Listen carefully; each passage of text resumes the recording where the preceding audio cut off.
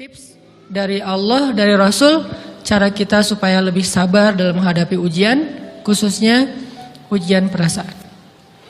Pertama, saya mengambil dari hadis riwayat yang diriwayatkan dari Abu Hurairah, hadis Hasan. Nabi SAW mengatakan, "Ma yazalul bala'u bil mu'mini wal mu'minati fi nafsihi wa waladihi wa malihi hatta yalqallaha ta'ala wa ma alaihi khati'ah." Tidaklah seseorang selesai diuji, baik dia laki-laki orang yang beriman atau perempuan yang beriman, baik itu ujiannya terjadi pada dirinya atau melalui anaknya atau melalui hartanya, artinya ujian harta, ujian fisik, ujian perasaan, sampai dia bertemu dengan Allah dan dia tidak punya dosa. Apa maksud dari hadis ini? Ujian itu tidak akan berakhir kecuali kalau dosa kita sudah habis. Allah akan menguji kita terus untuk membersihkan diri kita dari dosa. Sehingga yang harus kita coba bangun awareness dalam diri kita kalau lagi diuji, Allah pengen membersihkan dosa saya nih. Sehingga kita ridho dengan ujian, bukan ikhlas ya. Kalau ikhlas ibadah, kalau ujian ridho, rela. Saya ridho ya Allah, walaupun ini berat. Saya ridho ya Allah, walaupun saya berharap Engkau beri jalan keluar. Saya ridho ya Allah, walaupun saya berharap ditolong oleh Allah. Tapi tetap ridho diberikan ujian itu, sambil berdoa diberikan jalan keluar, ditolong, diberikan keajaiban. Cuman gak mau mengeluh. Dan berdoa meminta jalan keluar, bukan mengeluh, itu ibadah. Berdoa itu ibadah dalam Islam. Sehingga Allah suka banget sama hamba yang berdoa. Allah suka dengan hamba yang curhat. Nabi itu kalau lagi curhat, doanya aja bisa berjam-jam cuma doa doang tuh. Kayak hadis Aisyah pas lagi cemburu malam-malam kan. Aisyah lagi tidur, ini jatah malamnya Aisyah. Tiba-tiba dia nyari-nyari raba-raba, Nabi gak ada. Dicari di kamar mandi gak ada. Biasanya Nabi sholat di sebelah Aisyah. Wah, curiga nih, jangan-jangan ke rumah si fulan. Dicari ke rumahnya, ditelepon gak aktif, mungkin lagi dicas, datang ke rumahnya. Ketuk pintu. Hafsah, Nabi di rumah kamu enggak? Enggak Aisyah, beneran. Cari ke rumah Sofia. Sofia, Nabi di sini enggak? Enggak, beneran. Cari ke rumah Maria. Maria di sini enggak Nabi? Enggak. Kemana ya Nabi? Rumah istri-istri yang lain enggak ada. Pas balik ke rumahnya, ngelewat masjid, ngelihat Nabi lagi sujud di Masjid Nabawi di mihrab, dan Aisyah mendengar Nabi menangis sambil berdoa, dan sujudnya itu seperti membaca 1 juz Al-Quran. Dan itu isinya doa nangis. Robbi. Jadi kalau kita katakan gak usah banyak berdoa sama Allah, malu. Justru Allah suka kepada hamba yang berdoa. Justru sebaliknya, kalau kita jarang berdoa atau enggan berdoa, buat Allah itu orang sombong. Allah gak suka hamba kayak gitu. Kamu gak butuh saya. Sama kayak kita lagi ada masalah, punya teman yang punya kelebihan harta, terus kita kayak bingung gitu nyari kesana kemari pinjaman, dia gak dikasih tahu. Pas dia tahu dari orang lain, dia ngomong apa? Kamu gak nganggap saya ya? Emangnya saya bukan teman kamu? Kok kamu punya masalah keuangan tapi saya gak dikasih tahu, malah saya tahunya dari orang lain? Tersinggung kan? Kalau teman kita aja tersinggung, apalagi Allah. Kamu punya masalah kok gak ngomong ke saya, wahai hambaku? Bukan berarti Allah gak tahu. Allah tahu, cuman Allah berhak, bukan ingin ya, berhak untuk dilibatkan. Allah berhak untuk dicurhatin. Allah berhak untuk dijadikan tempat kita untuk habis-habisan menangis dan melampiaskan masalah kita kepada Allah dalam bentuk curhat-curhat dan doa. Sehingga kalau kita berdoa, ya Rabbi, Allah langsung inni qarib, mendekat Allah kepada kita. Jadi teman-teman yang dirahmati Allah, kalau kita punya masalah, kita coba bangun awareness, oh Allah pengen membersihkan dosa-dosa saya nih. Terus kita berdoa, ya Allah bantu saya, ya Allah tolonglah saya, istighfar.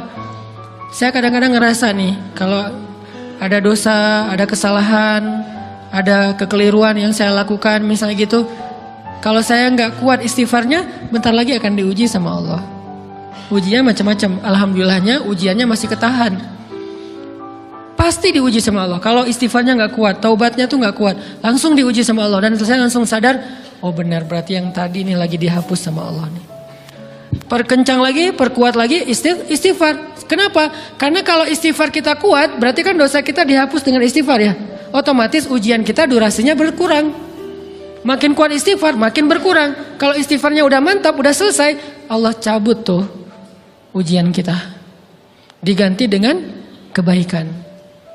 Jadi teman-teman, kita coba sadari, oh kalau Allah menguji saya, emang saya banyak dosa. Sebelum kita mencari kambing hitam, nyalah-nyalahin orang lain, sebelum kita marah kepada orang lain, kadang wajar kita marah kepada orang lain gara-gara ucapannya, komennya, teks dari dia, wajar. Tapi sebelum itu, marah dulu kepada diri kita atas dosa dan kesalahan kita yang baru saja kita lakukan. Atau yang dulu kita lakuin dan belum benar-benar kita tinggalkan. Kalau kita ngerasa banyak dosa di masa lalu sebelum kita taubat, hijrah, berarti mungkin itulah alasan kenapa sekarang kita diuji setelah hijrah. Kenapa agak-agak harus jungkir balik setelah kita hijrah. Kenapa harus sedikit berdarah-darah setelah kita hijrah. Anggap aja itu untuk mengkifarat, membersihkan dosa-dosa kita yang telah lalu. Supaya apa? Supaya kalau kita pulang kepada Allah, kita pulang dalam keadaan bersih. Dan itu pasti akan menjadi orang yang paling beruntung. Daripada nanti diberesin di akhirat, mending diberesin di dunia kan? Soalnya kalau diberesin di akhirat, itu lebih berat. Akhirat itu perlakuannya beda dengan di dunia. Di dunia kalau kita salah, akan dibalas oleh Allah. Kalau kita belum taubat, dibalas oleh Allah sama. Tapi di akhirat, ukurannya beda. Sehingga heran ya, kalau ada orang yang merasa beruntung lolos dari hukuman dunia, dia pikir dia udah lolos dari hukuman Allah. Mending dia beresin deh di dunia daripada nanti di akhir berlarut-larut. Itu bahaya banget. Kalau buat saya pribadi dan saya yakin teman-teman juga kayak gitu, gak mau ada masalah di akhirat, mending masalah di dunia aja. Tapi masalah di dunia juga kita gak mau berlarut-larut, pengen cepat dimudahin sama Allah. Caranya istighfar. Tidaklah Allah memberikan kepada kita ujian kecuali salah satu alasannya pengen menghapuskan dosa. Idza kathurat dzunubul 'abdi walam yakun lahu min amalin liyukaffiraha fabtalahu Allahu bil hazan liyukaffiraha. Kalau seorang hamba banyak dosa dan dia nggak cukup amal untuk mengkifarat dosa-dosanya, Allah akan menguji dia dengan rasa sedih, dengan rasa kecewa, dengan rasa berat, sakit hati untuk mengkifarat dosa-dosanya. Itu yang kita bangun. Sehingga kalau ada masalah sama orang lain, kita memperbaiki diri dulu. Bukan sibuk dengan kesalahan dia terus menerus yang gak mau kita maafin. Misalnya ada teman kita nih, jadi clash sama kita. Hal pertama yang kita bangun, astagfirullahaladzim saya banyak dosa nih. Tapi kan yang salah dia, ya. Tapi mungkin dia gak akan mengatakan kalimat itu, gak akan bersikap kayak gitu kalau kita gak punya dosa. Allah sengaja mengutus dia untuk menguji kita lewat kata-katanya, lewat perilakunya, karena kita punya dosa. Jadi penyebab pertama diuji itu bukan teman kita yang salah, itu penyebab kedua. Memang dia salah dan itu harus kita akui, realistis lah. Dia salah, dia nggak pas, dia nggak bijak, dia apa? Oke. Tapi yang mentakdirkan dia salah kepada kita, Allah Subhanahu Wa Taala. Kenapa Allah takdirkan gitu? Karena kita masih punya banyak dosa. Allah kirim kita ujian, bisa manusia, bisa alam, bisa dalam diri kita sendiri. Itu semuanya adalah cara Allah untuk menguji kita dan membersihkan dosa-dosa kita. Ini yang kita bangun pertama. Yang kedua, kata Nabi di dalam hadis Bukhari, "May yuridillahu bihi khairan." Yang terkenal kan yufaqihu fiddin, itu yang terkenal. Ternyata ada dua modelnya. Ada may yuridillahu bihi khairan yufaqihu fiddin. Siapa yang Allah pengen kasih dia kebaikan kebaikan, Allah akan buat dia mengerti halal dan haram. Itu berarti Allah sayang sama dia. Ini satu model hadis. Ada model yang kedua, mirip redaksinya. May yuridillahu bihi khairan yusib min. Hadis Bukhari. Siapa yang Allah pengen ngasih dia kebaikan, Allah uji. Hah? Kok gitu caranya? Ternyata kayak gitu rahasianya. May yuridillahu bihi khairan, siapa yang Allah pengen ngasih dia kebaikan, Allah kasih dia musibah atau ujian.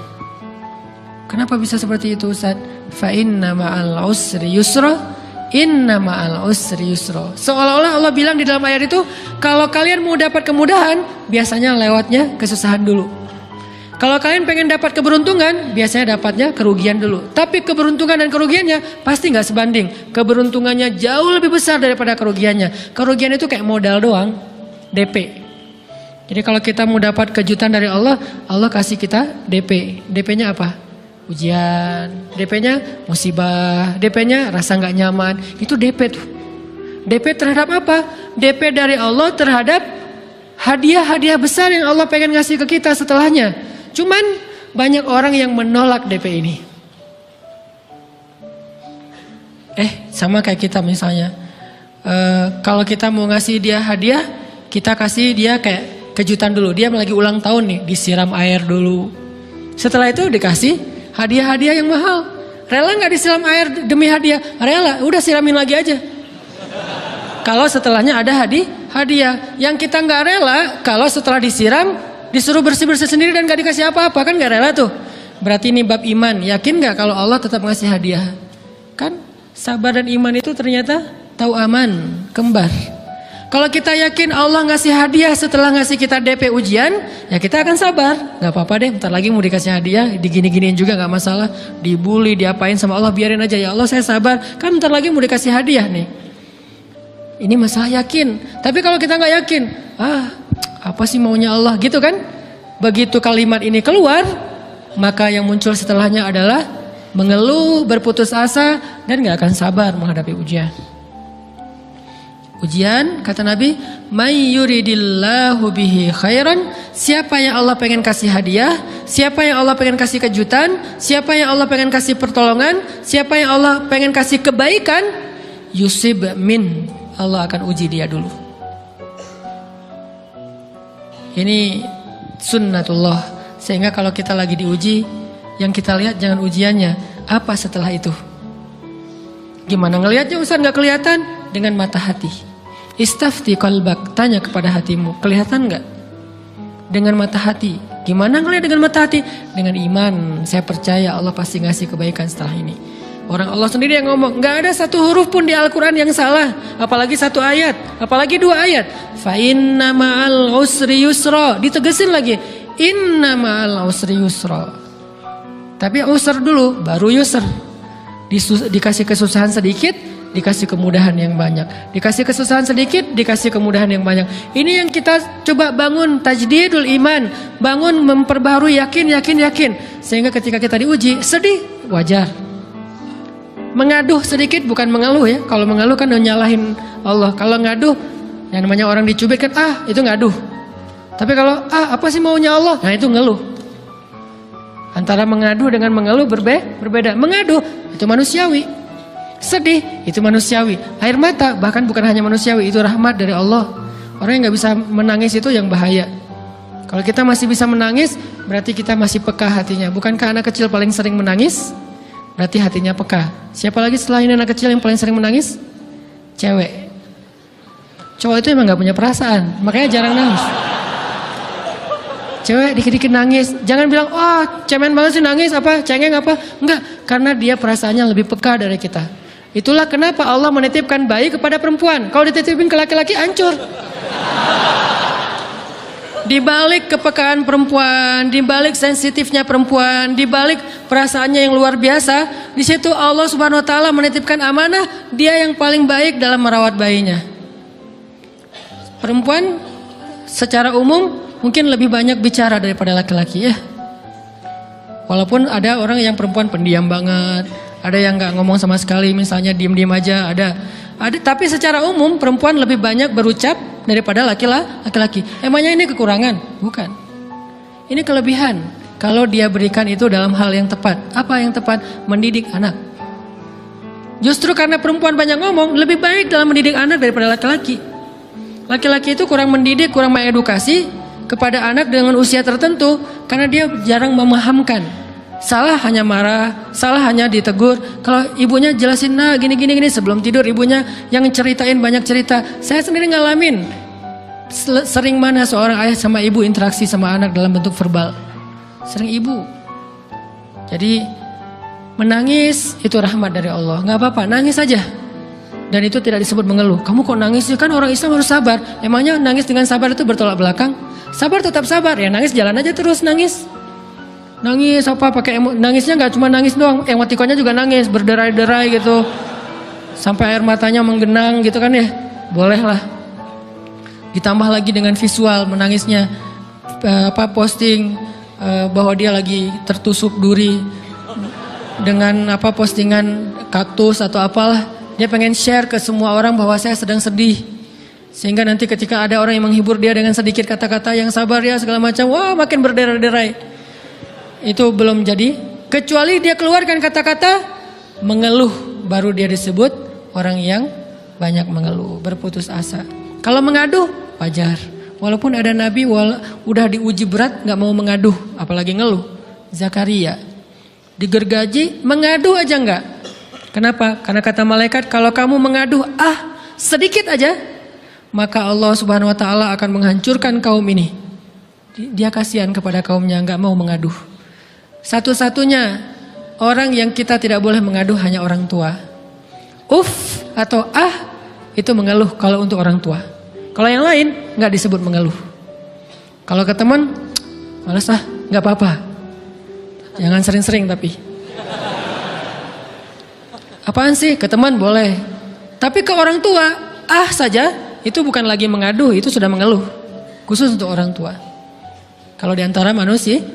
Kalau kepada Allah dan Rasul, pastinya lebih dari itu. Ketika kita diam saja, tidak langsung beranjak sami'na wa ata'na labbaik ya rabbi wa sa'daik, enggak memenuhi panggilan Allah, itu sudah disebut bagian dari kufur ingkar. Tapi minimal kita mungkin masih mengaduh, kita masih menangis, kita masih lelah, kita masih merasa lemah, setidaknya kita tidak mengeluh. Kenapa? Kita percaya Allah kalau mau ngasih hadiah kepada hambanya, DP-nya itu ujian. Dan yakinlah hadiahnya minimal 10 kali lipat lebih baik daripada ujian itu. Minimal, karena nggak ada amal soleh yang dibalas di bawah 10 kali lipat tuh nggak ada. Amal soleh, amal ya bukan niat. Amal yang udah kita kerjakan minimal dibalas 10 kali lipat. Minimal, maksimalnya bighairi hisab, tanpa batas. Bighairi hisab, tanpa batas. Ada yang 700 kali lipat kayak sedekah. Tapi tetap aja ayat sedekah di akhirnya ujung-ujungnya apa? Bighairi hisab juga kan? Berarti sedekah itu minimal dibalas 700 kali lipat. Minimal. Kalau kita yakin. Selalu syaratnya kalau kita yakin. Dan saya ngebuktiin itu banget. Saya pernah ngalamin lagi jalan-jalan di sebuah kota yang ada becak kayuhnya, becak sepeda gitu ya. Jalan terus saya bilang, Pak berapa ongkosnya? 20.000. Udah naik aja 20.000. Karena kita keliling-keliling kota, ternyata saya jadi kasihan sama dia 20.000. Kasihan kan 20.000 dibayar keliling kota, walaupun pas mampir beberapa tempat mungkin dia dapat tips ya. Tapi saya nggak tega gitu, dia cerita tentang anaknya lagi sekolah, apa segala macam, makin bikin baper kan. Pas selesai, saya kasih dia 100.000. Dari 20.000 dikasih 100.000 karena kasihan. Dan saya yakin nggak mungkin sedekah itu sia-sia. Kan Nabi bersumpah kan, demi zat yang jiwaku di dalam genggamannya, tidak berkurang harta karena sedekah. Demi Allah kata Nabi, nggak berkurang harta karena sedekah. Berkurang harta karena belanja, ya. Berkurang harta karena pacaran, banget. Modal banget kan, apalagi buat cowok. Tapi berkurang harta karena sedekah, nggak mungkin kata Nabi. Demi Allah nggak berkurang harta karena sedekah. Berkurang harta karena istri, nggak. Karena memberi kepada istri itu pahalanya lebih gede daripada sedekah. Makanya ngemodalin pacaran setelah nikah itu tumbuh berkah. Modal pacaran sebelum nikah itu apes. Jadi kalau pengen modal nih, ngemodalin cewek, traktir, ngapa-ngapain, bayarin, jangan sebelum nikah. Sebelum nikah jadi orang pelit aja, nggak apa-apa. Tapi setelah nikah, jor-joran ngasih, apalagi yang, bayarin semuanya. Kenapa? Pahalanya lebih gede daripada sedekah. Bahkan lebih gede daripada infak fi sabilillah. Seorang suami memberi nafkah istri, itu pahalanya terkadang lebih besar daripada kita berinfak untuk fi sabilillah, untuk korban perang. Saya heran kalau ada orang sedekahnya rajin tapi ke istrinya kikir, aneh, berarti dia nggak ngerti konsep. Padahal memberi kepada istri itu selama itu kebutuhan pokok ya, dan sedikit entertain, nggak apa-apa asal nggak berlebihan, itu luar biasa. Makanya saya kalau jalan sama istri yang yang mana? Itu yang Onit suka. Oh ya, Onit suka. Kasih aja. Kenapa? Minta ini. Kasih. Selama ada kan kenapa nggak dikasih kan ya? Nanti Allah ganti. Makin rajin kita ngebayarin istri kita, ngebelanjain istri kita, makin Allah ngasih yang kita nggak pernah duga-duga. Sampai istri kita cemburu sama kita. Kok kamu duitnya banyak banget sih? Kan gara-gara aku sering ngasih ke kamu. Ya udah sini lain lagi. Mau ditransfer berapa gitu kan ya? Saya ngasih 100.000 ke si bapak. Dan saya yakin teman-teman sedekahnya pasti lebih dari itu karena 100.000 saya sebut. Kalau 1 juta ke atas saya nggak mau nyebut, malu dong, ria ya.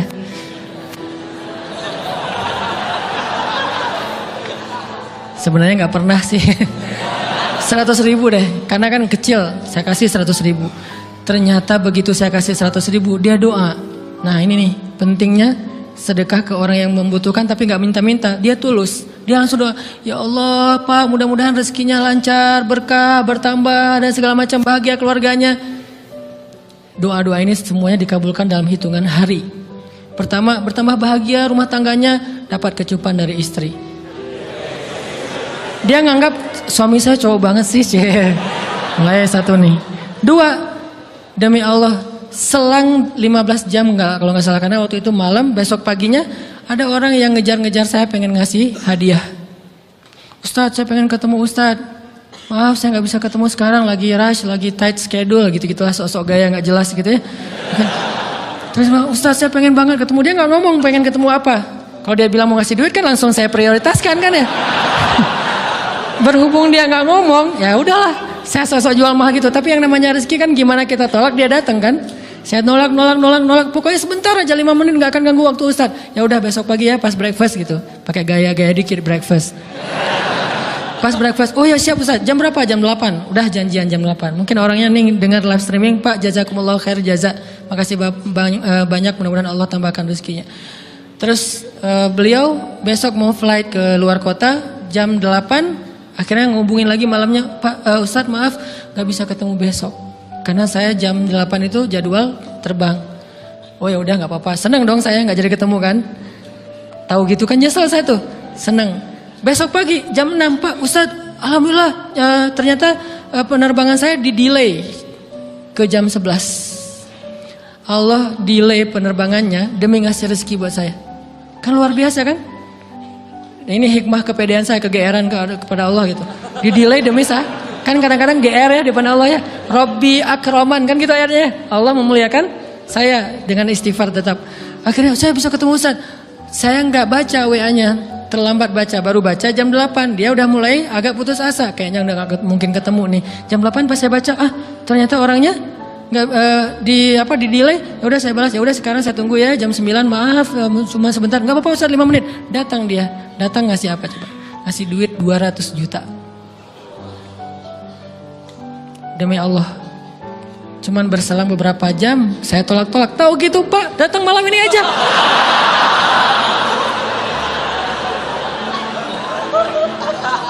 Harusnya malam itu juga saya cari orangnya. Kalau perlu saya yang nyamperin Bapak. Sherlock, saya kejar. Manusia gitu banget ya. Tapi Masya Allah di situ saya jadi tahu, oh doa orang itu lebih akurat, lebih mantap, lebih diijabah daripada doa saya. Mungkin bukan karena sedekah, tapi karena doa setelah sedekah. Ya Allah dan segala macam dimudahkan sama Allah. Itu luar biasa loh. Saya nggak percaya. Saya pikir main-main. Orang nih iseng kayaknya pengen ketemu doang, pengen selfie. Ternyata pas saya cek, ditransfer, di capture, Ustadz udah ditransfer. Saya, jangan-jangan nih jebakan Batman gitu ya. Nyari-nyari sana segala macam. Alhamdulillah ternyata emang niat baiknya pengen, alhamdulillah saya terkesan, saya dapat hidayah lewat Ustaz segala macam. Sekarang saya pengen membalas jasa Ustaz walaupun kecil 200 juta. Untung saya nggak kaget dan kemudian pingsan. Pak 200 juta stroke kan ya, bahaya. Lebih mahal dari 200 juta. Ini keajaiban ya teman-teman. Jadi kita tuh, saya kan sering bilang keajaiban itu terjadi tergantung tingkat iman. Bukan saya udah soleh banget, enggak. Saya belajar terus untuk yakin deh sama Allah. Modal kita tuh kan gini sebetulnya kan. Duit kita tuh banyak loh teman-teman. Cuman gak disimpan di bank, gak disimpan di saku. Disimpannya di sisi Allah. Bedanya apa sih? Kenapa kita kalau disimpan di bank tenang? Saya lagi punya duit banyak dari 100 juta. Di mana? Di bank. Aman. Kenapa kalau disimpan di saku? Aman. Tenang. Kenapa kalau disimpan Allah gak tenang? Kenapa kalau disimpan di Allah kita bilang gak punya duit? Ini kan gak fair sama Allah. Gak punya duit nih. Siapa bilang gak punya duit? Kan ada Allah. Tinggal minta sama Allah. Tapi gak ada wujudnya. Tapi kan ada janjinya. Bukankah janji Allah lebih kuat daripada wujud? Bukankah iman harusnya lebih mantap daripada sesuatu yang konkret yang kita lihat? Ada duitnya di sisi Allah, kenapa nggak dikasih? Karena kita belum butuh. Kalau kita yakin duit kita itu ada di Allah, tapi dikasihnya pas kita butuh. Begitu butuh ya Allah, langsung dikasih sama Allah. Itu banget benar-benar terjadi dalam kehidupan kita. Pasti kayak gitu. Tingkat tergantung kita yakin apa enggak. Nih, kalau Allah bilang may yuridillahu bihi khairan, Allah kalau pengen ngasih hadiah kepada seorang hamba, Allah kalau pengen ngasih kejutan kepada seorang hamba, yusib, Allah kasih dia ujian sedikit aja. Wala nabluwannakum bisyai', sedikit, bisyai'im minal khawf wal ju' wa naqsim minal amwal wal anfus wath thamarat wa basyiris sabirin. Kami uji sedikit aja dengan rasa lapar, dengan rasa takut, dengan sedikit kekurangan ini dan itu, sedikit. Tapi wa basyiris sabirin, sampaikan kejutan kepada orang yang bersabar. Sampaikan kejutan kepada orang bersabar. Jadi bisa dibilang kejutan-kejutan hidup kita itu munculnya dengan iman dan sabar. Dengan iman dan sabar. Iman artinya yakin, husnuzon sama Allah. Ana inda dhanni abdi bi. Aku tergantung prasangka hambaku kepadaku.